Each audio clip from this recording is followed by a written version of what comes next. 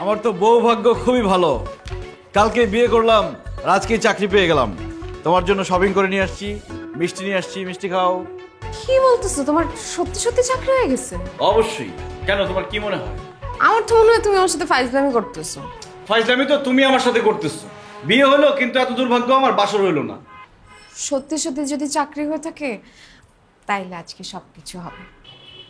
লাগবে না, এখন আমার মুড নেই।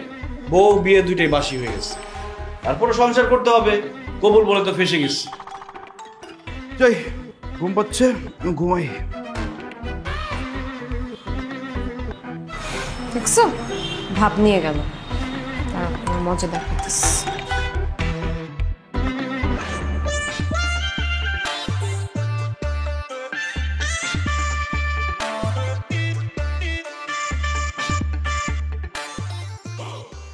তুমি এখানে কেন আসছো? মা, আমি আসবো না তো খেয়ে আসবে। এসে দেখো না, তোমার দেওয়া নতুন ড্রেস পরে সাজুগুজু করে আসছি। কেন?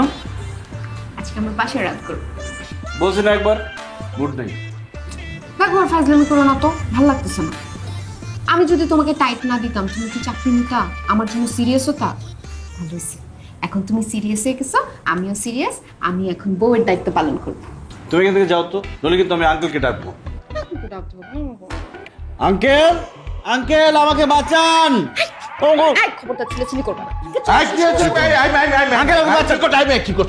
কি করছো তুমি? আঙ্কেল, ওষুধে তো কাজ হয়েছে। কিরকম? ওই মেয়ে তো এখন আপনার ছেলেকে ছেড়ে আমার জন্য দেওয়ানা হয়ে গেছে। মানে এই তো খুব মেয়ে, মানে দল বদল করে। হ্যাঁ, একটু অন্যরকম আর কি। আপনি শুকুর আলহামদুলিল্লাহ বলেন যে আপনার ছেলের ঘাট থেকে গিয়ে এখন আমার ঘাড়ে এসে বসছে ডায়েরিটা।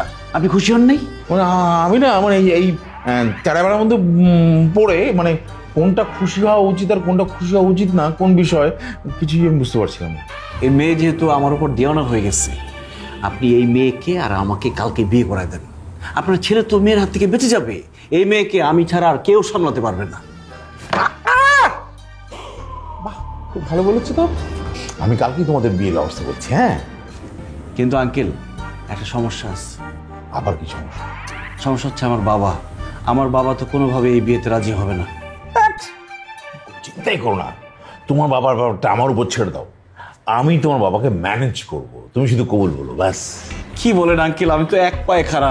আপনি সব ব্যবস্থা করেন। আর থ্যাংক ইউ আমাকে বাঁচানোর জন্য মেয়েটার হাত থেকে। কেন? অ্যাটাক করেছিল তো।